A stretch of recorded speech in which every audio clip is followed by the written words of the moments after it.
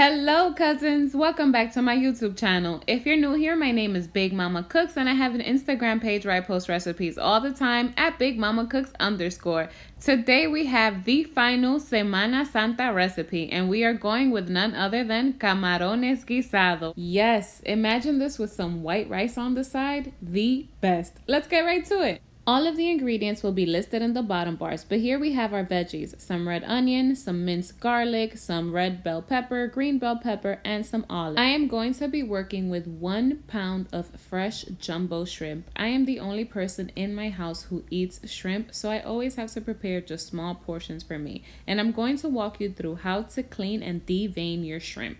All you have to do is grab a shrimp and you're going to pull off the tail, which comes off rather easily. And then on the back of the shrimp, we're going to make a slit all the way down the middle. And that vein you see right there, that is shrimp dropping. Normally, some people just scrape it out. I like to cut it off completely to be completely sure. And that's how you clean and devein a shrimp.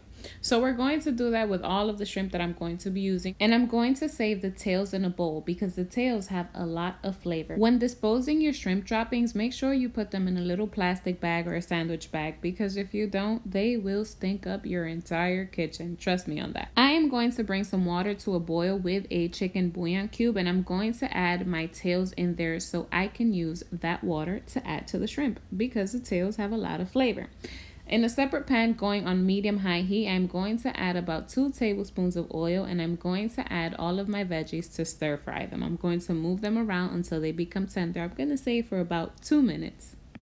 Then I'm going to come in and add 2 tablespoons of tomato paste. I'm going to move my tomato paste around so that it gets stuck to all of my vegetables. At this point, my shrimp tail water has come to a boil and it's perfect timing because it's time to add it into my veggies. Using a strainer, I am going to strain the water through. This is just under 2 cups of water. So this was about 1 cup and 3/4 of a cup that I added in, and I'm going to mix everything up with my veggies and my tomato paste together to start to start making a thicker sauce. To this, I added about a teaspoon of black pepper and a teaspoon of salt. Not on video, I also added 1 tablespoon of vinegar. I always forget to film that part. So I'm mixing everything together and I'm going to lower the flame to medium and I'm going to cover this for 5 minutes to allow these flavors to marry.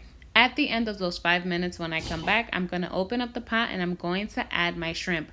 I added some salt and pepper to my shrimp before adding it in, and I'm going to mix this together and add my cilantro. This cooks really, really quickly. So all I did was cover it for 4 to 5 minutes with my cilantro, and at the end of those 4 to 5 minutes, when we return, all I'm going to do is move my shrimp around and we're done.